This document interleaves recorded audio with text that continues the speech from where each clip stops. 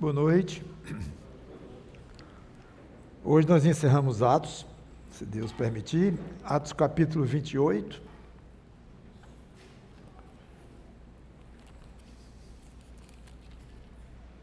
Versículos 26 a 28, numa pequena retrospectiva. Atos 28, 26 a 28. Lembrando que Paulo estava em Roma, preso, numa casa, após chamar os chefes judeus para uma conversa inicial, eles resolvem marcar uma outra data para ouvirem-no detalhadamente. Chegou o dia, Paulo expôs de manhã até de tarde, os judeus se dividiram, alguns aceitaram o que Paulo disse, outros não. Na exposição, Paulo acusou o povo judeu duramente de dureza no coração, explicamos isso já, citando inclusive Isaías, como Jesus também tinha feito a mesma coisa, enfatizei isto, e disse que os crentes ouviriam o Evangelho, como uma contrapartida à rejeição maciça da parte dos judeus.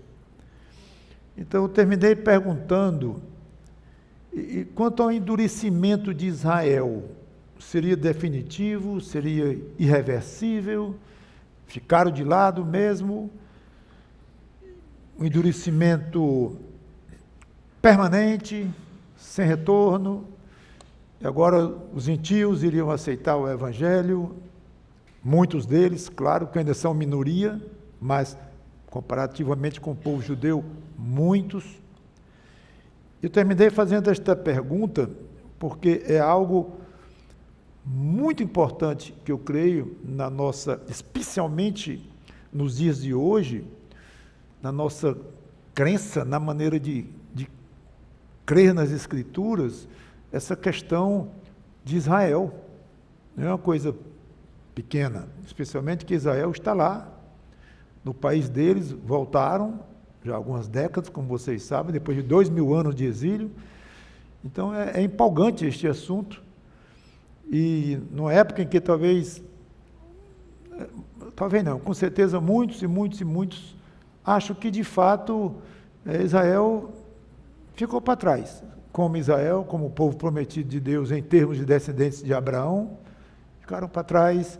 Agora os judeus que se converterem serão por conta da Igreja de Jesus Cristo, que junta gentios com judeus, mas o país, mesmo, o povo judeu, descendente de Abraão, não tem mais nenhum valor biblicamente. Para mim isso é tão forte que é quase uma heresia, mas não vamos chamar assim não, porque tem muitos irmãos, muitos pastores e muitos estudiosos comprometidos com a palavra de Deus e que pensam assim, não quero chamá-los de heréticos, talvez eles me chamem, não sei, mas é algo que eu gostaria de dar muita força nisso. Dei muita força enquanto pregava aquelas mensagens de Apocalipse. Estou, como vocês sabem, tentando escrever um livro sobre Apocalipse. Depois já estou numa parte de um outro livro sobre o milênio de Jesus Cristo, porque eu gostaria de, enquanto estiver pregando, jogar muita ênfase no povo judeu. Quanto mais eu leio a Bíblia, mais eu me encanto com o encanto de Deus com o povo judeu, os israelitas, os que têm sangue de Abraão. Então eu quis tirar um pedacinho, aproveitando que Paulo citou, mesmo até literalmente Isaías, lá, eu quero começar com a citação também de Paulo, lá em Romanos agora, que diz o seguinte, respondendo à pergunta que eu fiz, uma pergunta que tem todo o sentido, de alguém que gosta de conhecer um pouco mais as Escrituras. Então o apóstolo Paulo citou Isaías, Jesus citou Isaías, falando do endurecimento do povo judeu, e que os gentios iriam ouvir, e vai ficar assim mesmo? Romanos 11 não permite esse tipo de dúvida.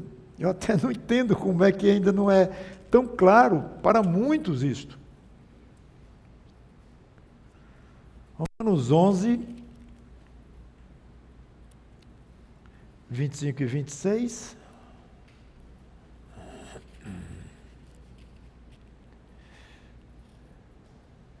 Porque não quero, irmãos, isso depois de uma longa discussão, eu não vou entrar em detalhes, isso aqui eu só quero esse toque. Não quero, irmãos, que ignoreis este mistério, para que não sejais presumidos em vós mesmos. Parece que quem acha que Israel ficou de lado é presunção. O quê? Que mistério, Paulo? Que veio endurecimento em parte a Israel, porque nem todos foram endurecidos, alguns se converteram, como o próprio Paulo, como ele já argumentou. Em parte veio endurecimento a Israel, até que haja entrado a plenitude dos gentios. Tem o tempo para terminar o endurecimento de Israel. Tem um tempo, até que. É óbvio. Mas Paulo não quis que isso ficasse mais ou menos implícito, ou que houvesse alguma dúvida. Incrivelmente escreveu o versículo 26, deixa eu dizer diferente, e escreveu o versículo 26, que incrivelmente é desconsiderado no aspecto literal, no abuso de aspectos espirituais, de profecias e de ensinos, deixam de lado a literalidade do que está aqui escrito. E assim, todo o Israel será salvo. Virá de Sião, como está escrito, virá de Sião o libertador, e ele apartará de Jacó as impiedades. Vamos orar. Santo Deus, nosso bom Pai, que o Teu Espírito Santo nos ajude a transmitir essas coisas tão básicas, tão importantes para a Tua palavra. No caso aqui, Israel, e no finalzinho, quando encerraremos o livro de Atos, as perspectivas do Evangelho no mundo. Em nome do Senhor Jesus Cristo, te pedimos e agradecemos. Amém. Esse tempo que está marcado de terminar, qual é o marco que vai determinar o fim desse período de endurecimento de Israel, a partir do qual todo Israel será salvo? Aqui está escrito, até a plenitude dos gentios. Quando todos os gentios que Deus planejou alcançar houver sido alcançados. E obviamente isso é futuro ainda.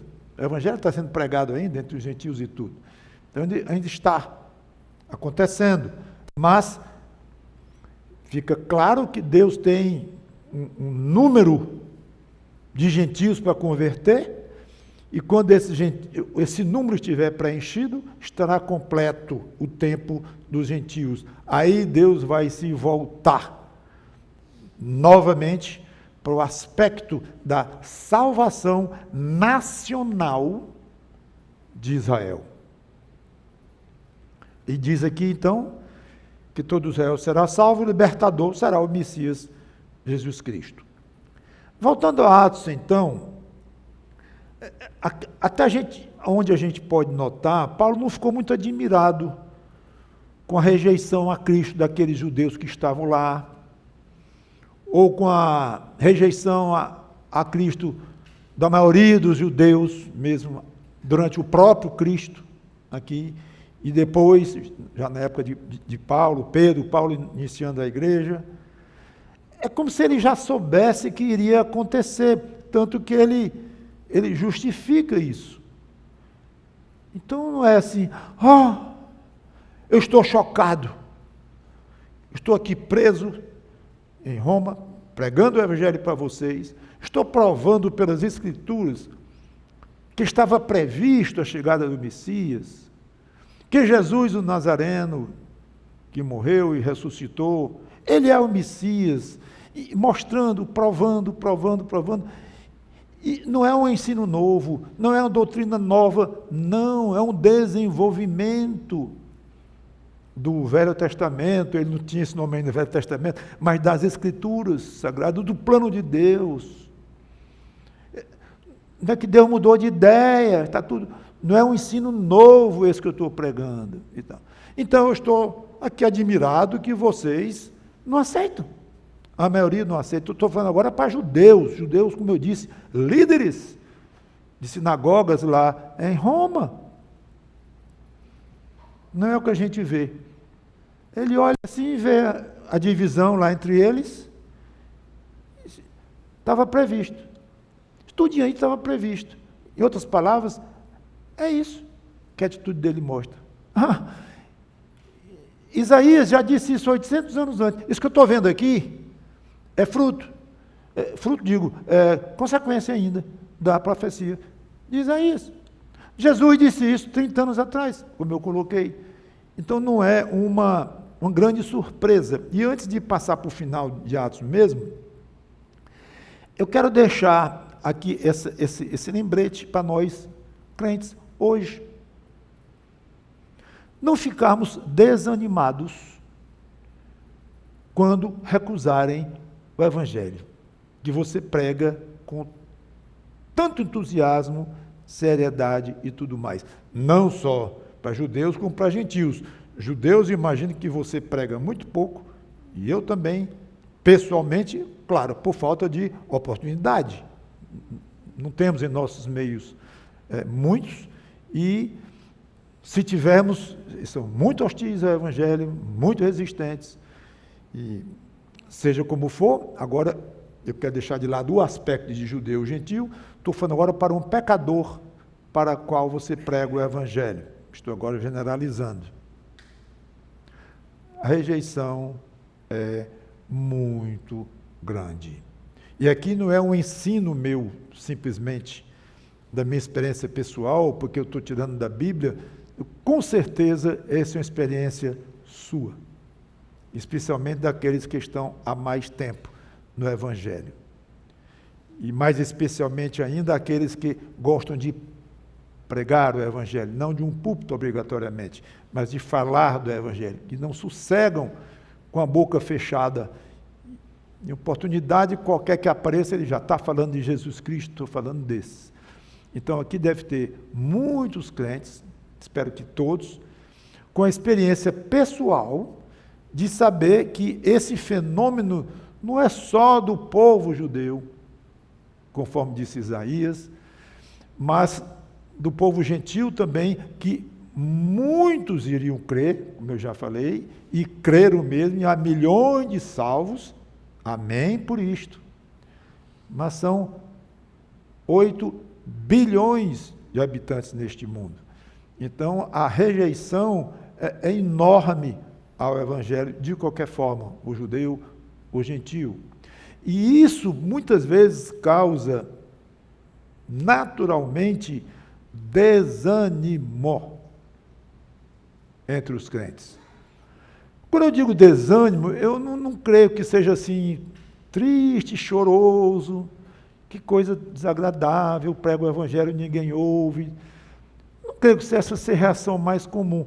O que eu temo é que a reação mais comum seja uma indiferença, uma falta de uma atitude do tipo assim: eu não vou me deixar influenciar negativamente pelo fato de que eu prego há 10 anos que eu sou crente, e eu preguei para meus parentes, esgotei os parentes para quem eu prego, esgotei meus amigos, os vizinhos, e eu falo para meus colegas de trabalho, estou no 4º emprego depois que eu me converti, e prego para um, e prego para outro, e ninguém mostra interesse, ou quase ninguém. Então, vai ficar assim mesmo. E passa a achar normal, natural, essa quase uma conformação de que Evangelho é uma coisa muito rejeitada, que coisa. Fazer o quê? Tocar a minha vida. E vai. Essa atitude que não chega a um extremo de um desânimo, como eu disse, ou de uma tristeza, ou coisa desse tipo, mas talvez seja pior, que é uma coisa sem muita emoção. Apaixonado por Jesus Cristo ainda, você pode ser, e deve ser mesmo, vibra em fazer parte de uma boa igreja que prega Jesus Cristo, tudo bem, ótimo, tem sua vida cristã, leva a sério seus padrões cristãos, espetacular. Agora, no que concerne a você estar ligadíssimo para falar de Jesus Cristo, aí não foi tão longe. Aí você realmente já esmoreceu, já não faz muita questão, já tentou tanto, e talvez se sinta justificado, porque Deus sabe o quanto eu já tentei, Deus sabe o quanto eu já me expus pelo Evangelho, já passei vergonha por causa do Evangelho, na frente de colegas da faculdade, ou sei lá o quê, um professor que me humilhou lá, não sei, mas Deus sabe, e agora não tenho mais esse afã, esse gosto. Só isso eu queria, antes de continuar, deixar com você aqui. Você sabe que poucos vão crer, não é novidade. Então, não se deixe perturbar, não se deixe influenciar pelo diabo soprando nos seus ouvidos que não vale a pena pregar o Evangelho. Não vale a pena dentro de quê? De que ângulo? De que critério? Não vale a pena? Como é isso? Não vale a pena. Quer dizer que pregar o Evangelho só justifica quando nós temos um alto percentual de resposta e de conversões? Não vale a pena Jesus Cristo ter vindo aqui, não? Pela quantidade de pessoas que se converteram na época a Ele, creram nele, poucos. Ora. E os mártires? Esses gigantes na fé, que deram de si muito, dedicaram a vida inteira para isso, e pouquíssimos se converteram. Tem missionário, dá pena algumas histórias. De você lá, a pessoa passou 20 anos num certo lugar lá, converteu-se 2. Uma coisa assim. Já li biografia de pessoa, fulano de tal. Aí no outro vai lá e muita gente se converte, funda igreja, é um espetáculo.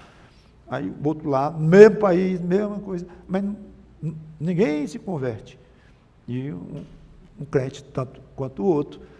Então, não fique contando com números de pessoas que atendem e que aceitam como combustível para você continuar com a energia de pregar. O seu combustível deve ser vontade de falar de Cristo. Ponto. Então, o seu objetivo é falar de Cristo. Falou? Falei. Pronto, acabou. Não, mas acabou. Você falou? Falei. Acabou. Você cumpriu. Você agradou a Jesus Cristo. Você agradou ao Pai. Você honrou o Espírito Santo que habita em você. Falou? Falei. Pronto, encerrou.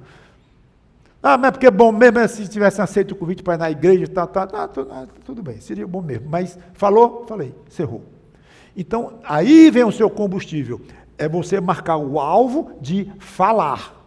Falar, não se aquietar.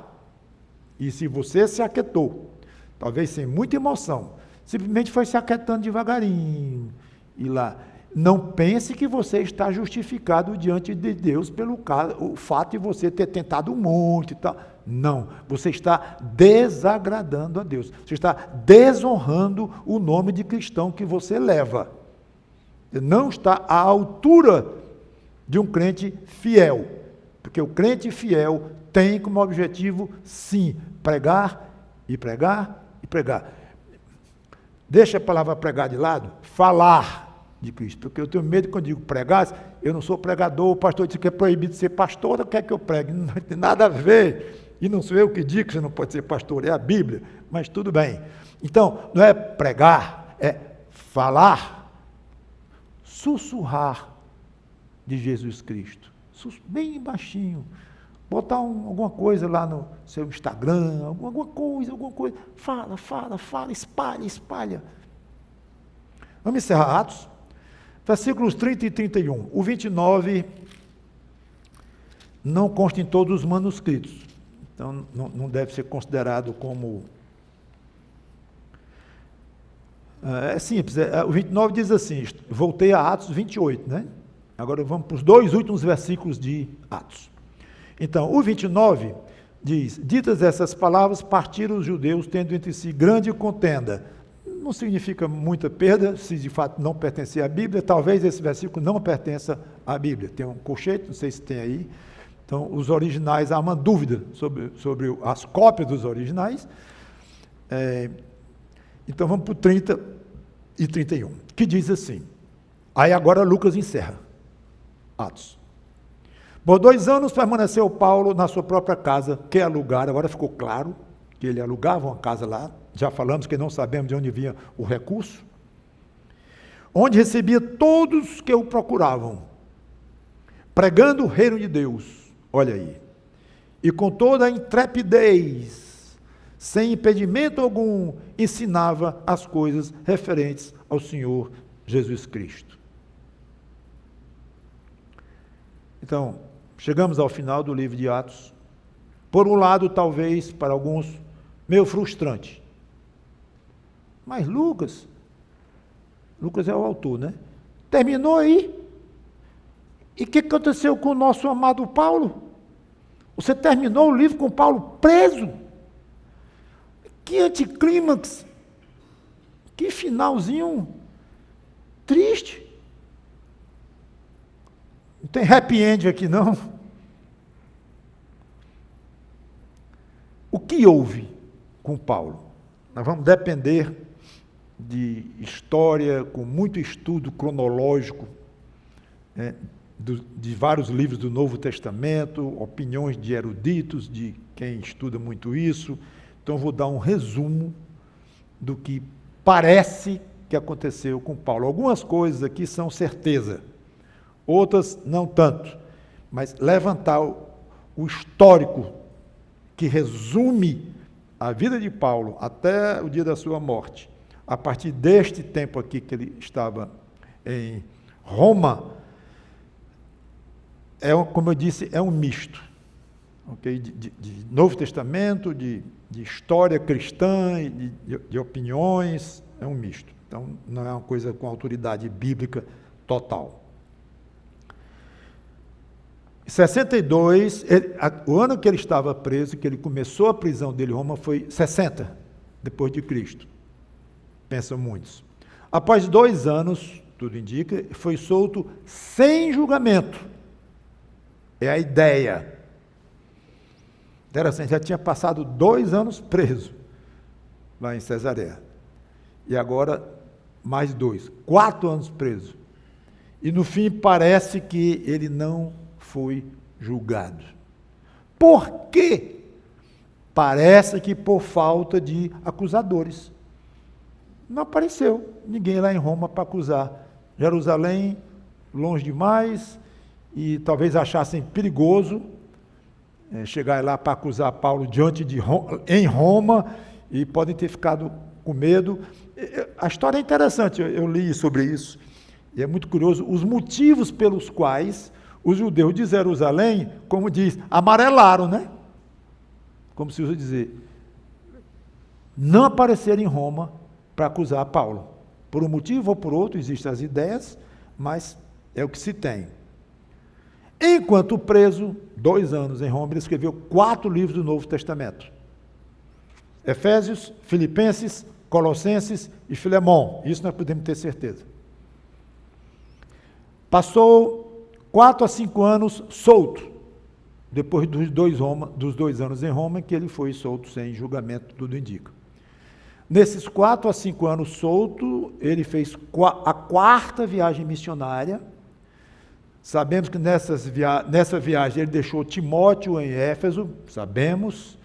Deixou Tito em Creta, sabemos disso. Depois ele escreveu para cada um, não sabemos de onde, mas ele escreveu para Timóteo, a primeira carta a Timóteo lá em Éfeso, e escreveu a carta, a carta de Tito, que nós conhecemos como Tito, tudo no Novo Testamento. Também não se sabe de onde. Foi à Espanha ou não foi à Espanha? Grande discussão entre os eruditos aí. Seja como for, em 64 foi o famoso incêndio em Roma, que provocou a violentíssima perseguição contra os cristãos da parte do imperador Nero. 3 anos depois de 64, ou seja, 67, Paulo teria sido preso novamente, já não temos mais muitos detalhes, e decapitado em Roma. É que a tradição diz, não a Bíblia. Então, esse é o final que nós podemos achar que aconteceu dos últimos anos, no caso, 7 anos do apóstolo Paulo, desde que ele chegou em Roma. 2 anos em Roma e 5 fora, ainda trabalhando, depois voltou a Roma e morreu. Mas eu quero terminar o livro de Atos com 3 aspectos empolgantes no final de Atos. Não aceito esse negócio de dizer, é muito frustrante, é um anticlímax, que coisa triste. Essa maneira de Lucas encerrar um livro tão belo quanto Atos, mostrando o poder do Espírito Santo, conquistando almas aí com Pedro, com os evangelistas, Filipe, inclusive, agora Paulo. Aí termina assim de uma maneira tão triste. Triste de jeito nenhum, pelo menos para mim. 3 aspectos. Primeiro, Paulo ficou 2 anos pregando a quem o visitava. A todos que o visitavam. Parece que é um número razoável de pessoas. A ideia que dá é que tinha um fluxo de pessoas que iam visitar Paulo. E aqui não era uma pregação de púlpito. Ou, na época, não sei se o nome era púlpito, mas no meio de uma praça, ou numa mesa, ou num lugar, falando para muita gente, como ele fez muitas vezes isso. Aqui era, pessoal, extremamente personalizada a pregação que Paulo fez para todos que o visitaram em Roma, porque ele estava preso dentro de uma casa. Então não pense que eram irmãos, ou que eram então aqui, pregando. Não, era conversando. Vejam o peso do evangelismo deste homem aqui, pregando para quem quis ouvi-lo. Quando um servo de Deus quer servi-lo, Deus encontra um modo de realizar esse desejo. Para Deus nunca foi problema encontrar um jeito de fazer pessoas trabalharem para Ele. A questão é querer trabalhar para Ele. Esse é o ponto. O ponto não é, as minhas circunstâncias são tão difíceis, se tornaram tão difíceis, que por mais que eu queira, eu não tenho espaço. Eu não encontrei, eu não tenho serviço nenhum para fazer para Deus ou para Cristo. Errado. Quando se tenta encontrar motivos, embora aparentemente razoáveis, para não servir a Deus, pode ter certeza, tire a palavra motivos e bote a palavra desculpas. Na minha concepção, não há motivo razoável para se deixar de servir a Deus. Eu estou lendo aqui porque eu queria ver cada palavra desta frase.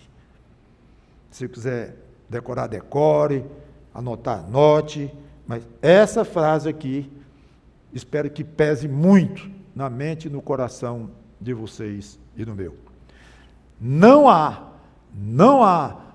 Não existe motivo razoável para se deixar de servir a Deus.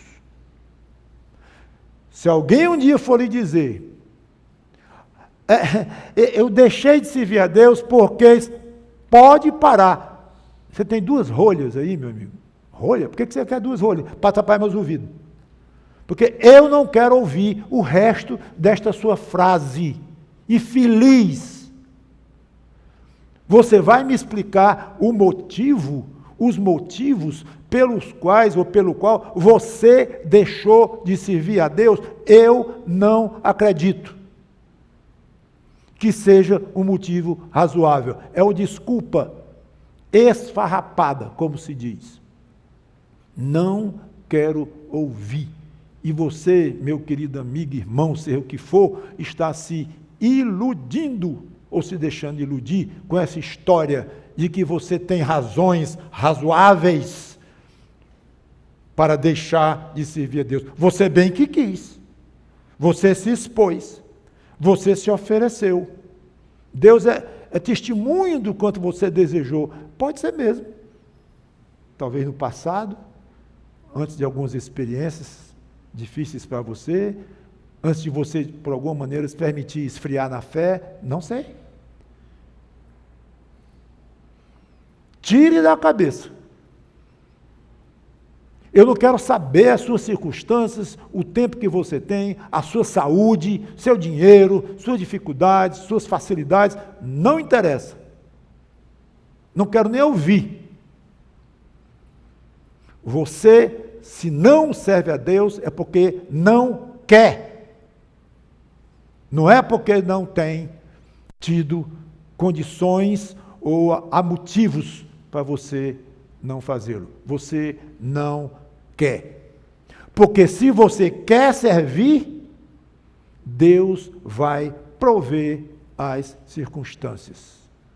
Um gigante desse como Paulo, aonde ele andou, o que ele enfrentou ao longo de décadas de ministério. Atenas, Passapuca de Atenas, cidade grande, e quantas outras ele andou, enfrentando todo tipo de situação, multidões. Paulo, você sabia que você vai passar 2 anos em Roma? Não, pois vai, eu recebi uma revelação de Deus, você vai passar 2 anos em Roma. Vai ser bom demais. Roma. Vou na sinagoga tudinho, vou ser expulso de cada um, não tem problema nenhum. Vou fundar a igreja lá, se Deus me permitir, vai ser um espetáculo. Não, mas falta o restante da visão que eu tive, Paulo. Você vai ficar preso, às vezes acorrentado numa casa. Não digo uma desgraça dessa. Eu, Paulo, vou ficar preso numa casa 2 anos? Vai. Em Roma, vai. Não sei, talvez ele foi lá correr para pedir a Deus que dê a oportunidade dele de servir, se ele se desesperou com isso, não, eu não sei o que passou no coração dele. Era um homem igual a nós, tinha as fraquezas dele também, eu não sei. Eu sei que se ele tivesse se desanimado profundamente, se até que é teórico, né? Soubesse que isso ia acontecer, ele teria se frustrado à toa, porque teve uma oportunidade excelente de servir a Cristo naquela casa presa. Mas eu gosto mesmo é de praça pública. Aí começou a estragar a coisa. Você quer servir desde que seja numa praça pública. Você quer ser pastor desde que seja de uma igreja de 500 mesmo para lá. Gente pequenininha não me interessa não. Entendi. Então você quer servir a Cristo, é assim.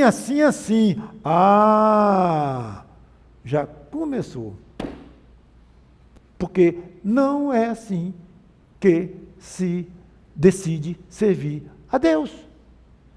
Se decide servir a Deus, assim, eu vou servir a Deus. Como? Não sei. Quando? Hoje, se possível. De que forma? Não sei. Até quando? Não sei. Até o dia que eu viver, se Deus quiser. O que mais? Não sei. Não me faça perguntas não, porque eu não sei o futuro. Mas eu vou servir a Deus. Sim, quando tiver saúde. Não, quem disse? Eu não posso servir a Deus sem saúde, não?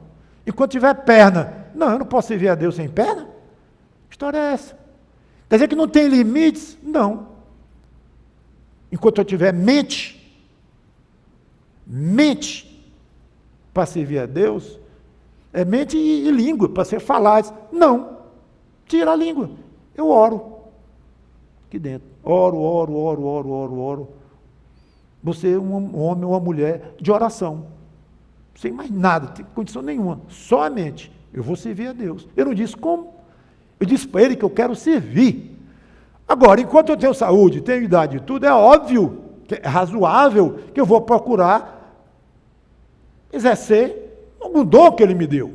Então, se eu tenho um dom de pregador, o outro tem um dom de escrever, sei lá, o outro tem um dom de falar pessoa a pessoa, a outra tem um dom lá de evangelizar de uma maneira fantástica, não sei. Outros de ajudar na manutenção física da Igreja de Cristo, ou ajudar pessoas que estão em dificuldade, eu não sei. Então é normal que você estude um seminário, que você se prepare para servir a Deus naquilo que você acha que pode e que tem condições e que tudo indica que Deus vai lhe encaixar naquilo, porque Ele deu aquele dom, ok, isso é razoável. O que eu não quero que você pense é que se esse plano seu não for realizado, ou se for realizado durante um pouco tempo e depois mudou tudo na sua vida, até a sua condição física, que pifou a minha oportunidade de servir a Deus. Não faça isto. Segunda coisa, embora preso, Paulo pregava livremente. Estão vendo o contraste? Acho bom o contraste, muito bom. Preso, livre. Paulo estava preso, fisicamente, livre, para pegar o Evangelho. Lucas, conforme disse aqui, não colocou restrição nenhuma, completamente livre para pegar o Evangelho. Contrassenso, né? Preso e livre. Assim é a vida cristã. Você já experimentou? Quantas coisas em nossa vida parecem um contrassenso? Sofrimento e paz, ao mesmo tempo. Já teve isso? Choro e felicidade, ao mesmo tempo. Já teve isso? Escravidão ao corpo, ou do corpo, e liberdade do espírito, ao mesmo tempo. São contrastes maravilhosos na vida do crente. Pastor, você tem algum problema de sofrimento? Não pode ser maravilhoso. O senhor falou em sofrimento, falou em dor, falou em coisas que podem ser contrastadas com paz, com alegria interna e tudo, mas chamar isso de sofrido, tudo bem, são contrastes sofridos, mas maravilhosos, sim, porque nos edificam e nos ensinam muito e mostram ângulos espetaculares da vida cristã. Então, são as duas coisas que nós devemos estar acostumados. Querido Paulo, estou morrendo de pena de você. Tenho orado por você para que Deus lhe dê conformação nessa prisão. Estou sabendo que você está preso. Deve ser horrível estar preso. Aí a carta lá só fala em preso. Que é verdade. Aí me admiraria de Paulo responder, disse, tem um aspecto que você talvez não tenha ouvido falar. Estou gozando de uma liberdade enorme para falar de Jesus Cristo, que é o que me interessa na vida. Melhor se eu tivesse solto por aí por Roma e ninguém quisesse ouvir de jeito nenhum, ou eu tivesse proibido de falar. Liberdade pela cidade lá. Se falar, prende. Falou, prende. Aí você me mandar uma carta, parabéns, soube que você foi solto. Então, eu estaria arrasado, porque estaria sem liberdade de fazer o que eu gosto. E o que eu gosto não é passear pela cidade, não. Eu gosto é de falar de Jesus Cristo. Não posso, isso é liberdade. Mas como ele estava em Roma, preso em casa, mas com liberdade de falar para quem quisesse ouvi-lo, eu imagino que aquilo era uma fonte muito grande de alegria no coração do apóstolo Paulo. Acordava de madrugada e disse, quem é que vem hoje? Será 2? Serão 10? 3? Talvez uns 15? Não sei. Devia ser empolgante ter uma plateia. Se ele não ia até a plateia, Deus mandava a plateia até ele. Olha aí a criatividade de Deus. Ah, mas uma plateia só de 3? Você quer desprezar uma plateia de 3 pessoas que querem ouvir a palavra de Deus? Sua matemática espiritual está fraca. Porque eu ouvi dizer que uma alma vale mais do que o mundo inteiro. E eu acho que quem disse isso é bom em matemática. Então é empolgante demais para Paulo. Então o desejo interno de Paulo servir a Deus falando de Cristo estava lá. Então Deus honrou a vontade de Paulo de servir a Cristo.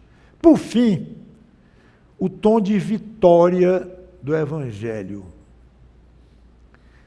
O apóstolo dos gentios chegara ao coração do Império Romano e ali pregava livremente.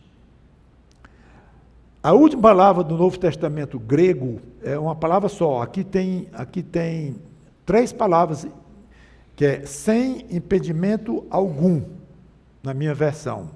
Essas 3 palavras em português são uma só no grego.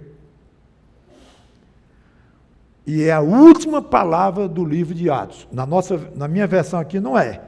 Diz aqui, né? Com toda a intrepidez, sem impedimento algum, ensinava as coisas referentes ao Senhor Jesus Cristo. Pronto. Não termina assim o livro de Atos, no original, lá no grego. Termina com a palavra, falava de Jesus Cristo e tal, sem impedimento algum. Solto, livre. Claro que Lucas estava se referindo ao aspecto pessoal do ministério de Paulo ali. Ele estava sem impedimento algum de pregar o evangelho para quem fosse procurá-lo. Eu sei. Mas imaginar que o Espírito Santo de Deus quis encerrar o livro de Paulo com esta palavra, ensinava as coisas referentes ao Senhor Jesus Cristo sem impedimento algum. É curioso, e os comentaristas comentam isto, que as autoridades romanas, claro que sabiam perfeitamente das atividades do prisioneiro Paulo. Claro, ele tinha um guarda com ele, às vezes até amarrado com ele, por segurança. Sabiam tudo. Mas deixaram-no pregar livremente. Por quê? Na época, os cristãos já começavam a ser mal compreendidos e criticados. E lá em Roma, a perseguição de Nero iria começar alguns anos depois, a violência mesmo. Mas na época de Paulo, já não era alguma coisa, não eram perseguidos ainda, mas já começavam a ser antipatizados e mal comentados. Os judeus, sempre fortes onde eles andavam, o judeu é um povo que fica muito pronunciado onde está, muita evidência, muitas vezes ricos e tudo mais. Os judeus tinham horror aos crentes, então eles não gozavam de boa reputação já, na época, lá em Roma não. E é curioso que o chefe dos pregadores, dos evangelistas, aquele que o mais conhecido entre eles, estava em Roma, tudo bem, preso, mas que podia chegar lá quem quisesse chegar sem nenhuma... Bastava uma ordem, gente, uma ordem de autoridade pequena até. Ó, proibido de visita. Acabou. Proibido de visita. Deus não quis. Deus quis só o contrário. Aceita-se e visita. Só faltava ter uma placa lá. Porque Lucas deixou claro demais que era sem impedimento algum. Não tinha limites para aqueles que queriam ouvir o Evangelho. É impressionante isso. Isso mostra o poder de Deus querendo o avanço do Evangelho em Roma, com a atuação de Paulo, embora uma atuação limitada em termos de números. Mas a qualidade ou a reação daqueles que ouviram é com Deus. Mas que Deus providenciou. Então, Lucas termina o seu livro com um toque triunfal.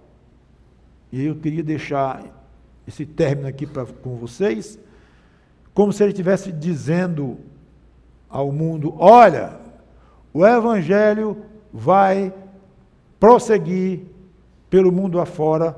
E Paulo disse, lembra que ele disse no versículo 28, quando ele fala aqui: tomai, pois, conhecimento de que esta salvação de Deus foi enviada aos gentios, e eles a ouvirão. Está aqui escrito, isso é uma profecia de Paulo, grande. Então, Lucas, no finzinho do seu livro, embora pareça um pouco frustrante que ele não foi muito falar de Paulo mais, o restante da vida dele, aliás, não sabia o que ia acontecer no futuro, né? Mas não falou mais nada. Mas ele não deixou de dar um toque espetacular. Olha, o Evangelho vai entrar firme, com força no mundo. Aliás, vai continuar entrando, porque ele já estava em grande parte do mundo, inclusive em Roma. Mas é como se ali fosse quase nada ainda. Quando Paulo diz, eles vão ouvir.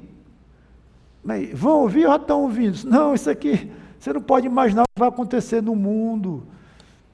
Vai ser muita gente se convertendo ao Senhor Jesus Cristo. Então, o final de Atos é altamente empolgante, da penetração do Evangelho do mundo, e, quando Deus quisesse, não haveria impedimento algum. Vamos terminar, então, o livro com essa palavra na mente, no coração, sem impedimento. Para Deus não há impedimento. Quando Ele permite algum tipo, é porque Ele quis, e de uma certa forma, um certo tempo, mas nunca Deus permitiu, tentou que o Evangelho desenvolvesse na cidade tal, no país tal. O diabo impediu. Oh, nunca. Isso não passa na mente de Deus, não acontece isso. Então, se tem países que são perseguidos, o Evangelho não penetra e tudo, está ali, ó, então não é sem impedimento algum, ali é impedido total, porque Deus quer. E esse é o Deus que você serve, que eu sirvo. Então, nunca vai haver impedimentos para Deus realizar por você o que Ele quer que você faça, servindo o Evangelho. Que Deus nos abençoe com essas pregações de Atos e que seja para nossa edificação todas elas. Vamos orar. Obrigado, Senhor Deus, pela Tua palavra, pelo que foi explicado ao longo de mais de 2 anos no livro de Atos, e que Teu Espírito Santo nos tenha ensinado bastante, Ele próprio, infelizmente por um pregador falho como eu, cheio de defeitos, de visões parciais das coisas, mas cada um se coloca diante de Ti, que foi o que eu fiz, com todas as dificuldades e limitações. Espero que, apesar de mim, tenha ficado coisas muito boas no coração desses irmãos e amigos que ouviram, coisas que vieram do alto. Em nome do Senhor Jesus Cristo, te peço e te agradeço. Amém.